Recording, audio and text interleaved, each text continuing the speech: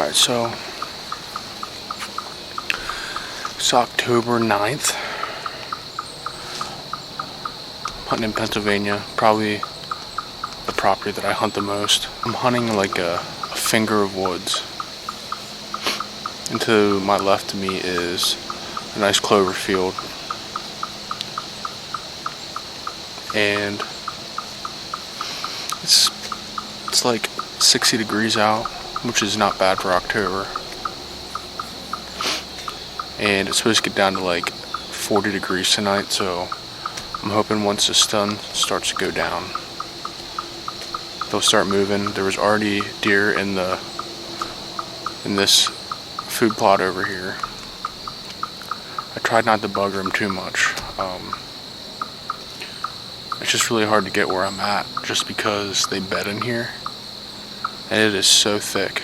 I tried not to make any noise, but you know how that goes when you have a climber, camera gear, and you have to trim limbs to get up a tree. But I got a solid 2 hours left. We'll see if we can make something happen, or even just seeing some deer would be fine by me.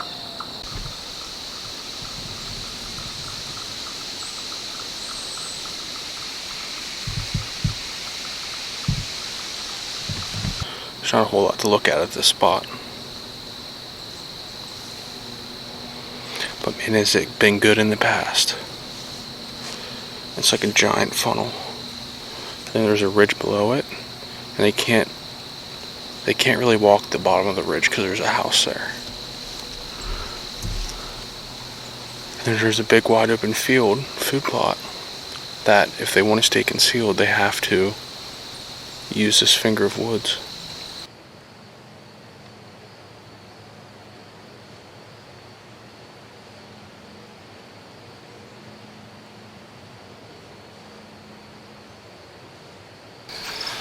Alright, I switched stands. Something just didn't feel right in that area that I was at. I've never got out of a climber and moved to a different stand quicker before, because it's getting ready to be 5:30 here, and it's actually 5:53, so got about an hour left. For some reason I just felt really blinded in that stand. It just wasn't great. I don't know, I just got up there and didn't really like it, so I jumped down and sat on a stand that's already hung over this rye field. I kind of boogered 2 does that were pretty much bedded below the stand. But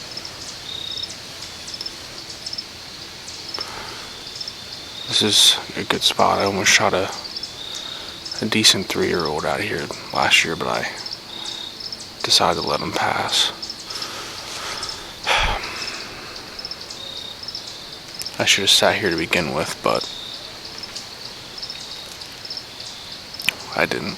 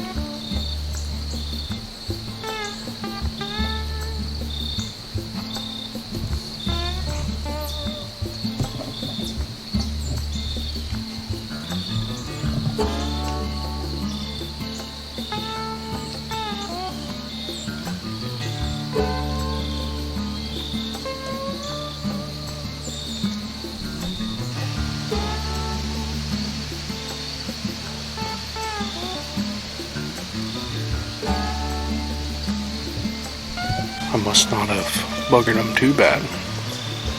They came back real quick. But I think they had a mission to get to over there where they were going, where I just was. But it's a good sign.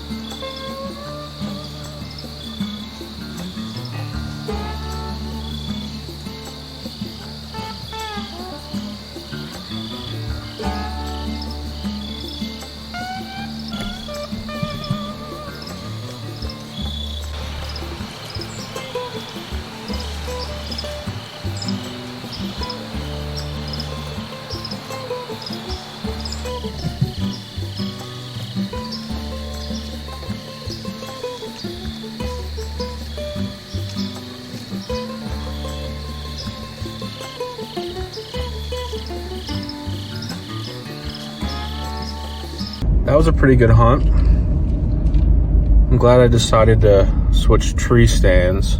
I don't really know what made me do that. I think, in all honesty, I just wanted to see deer, and that was gonna give me the best chance of seeing deer. And I saw quite a few.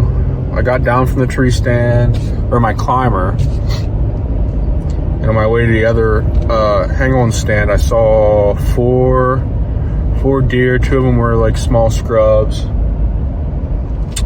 And then when I was walking over to this hang-on set, I did bump two does.